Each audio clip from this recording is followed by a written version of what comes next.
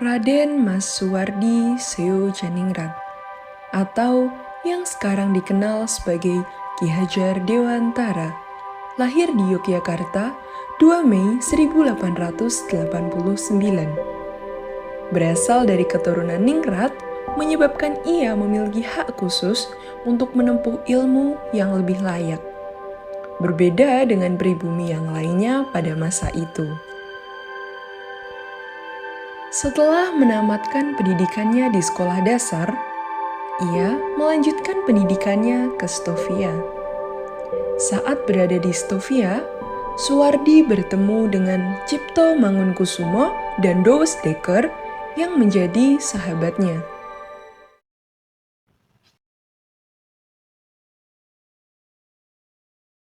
Aku Cipto Mangunkusumo. Siapa namamu? Aku Suwardi Suryaningrat. Lalu siapa pemuda yang ada di sampingmu itu? Perkenalkan, nama saya Douwes Dekker yang bertanya di sini. Oh ya pasti. Saat sedang menempuh pendidikannya, tiba-tiba Suwardi menderita penyakit yang menyebabkan ia tidak bisa lulus seperti teman-teman yang lainnya.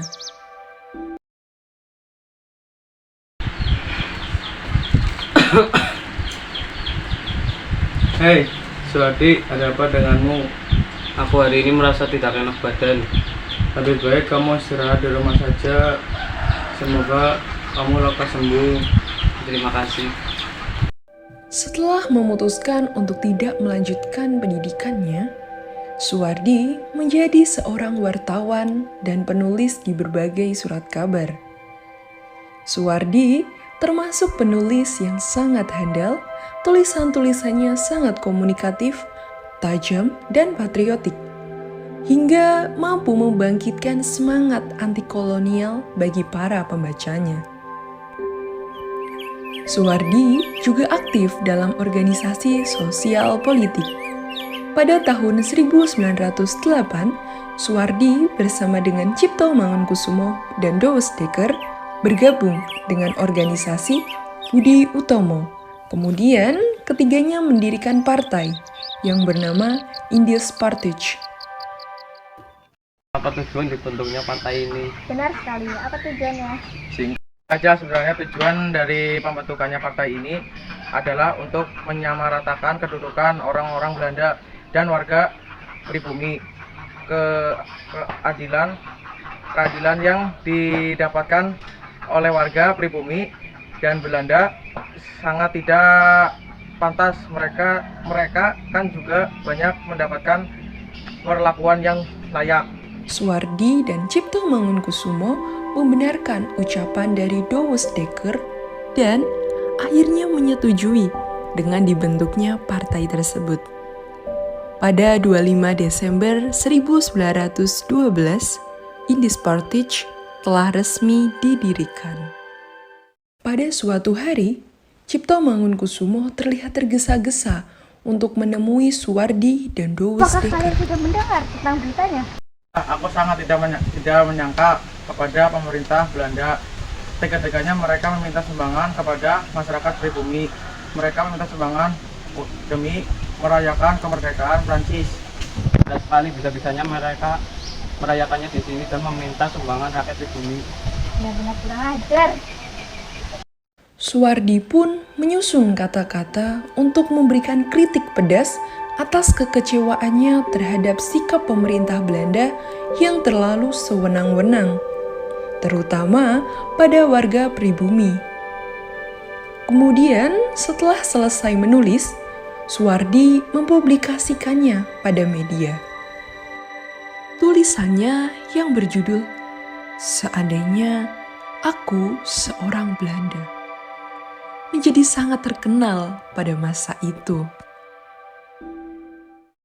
Gubernur Iderboek pun sangatlah marah dan menangkap Suwardi karena telah berani memberikan kritik pada pemerintah.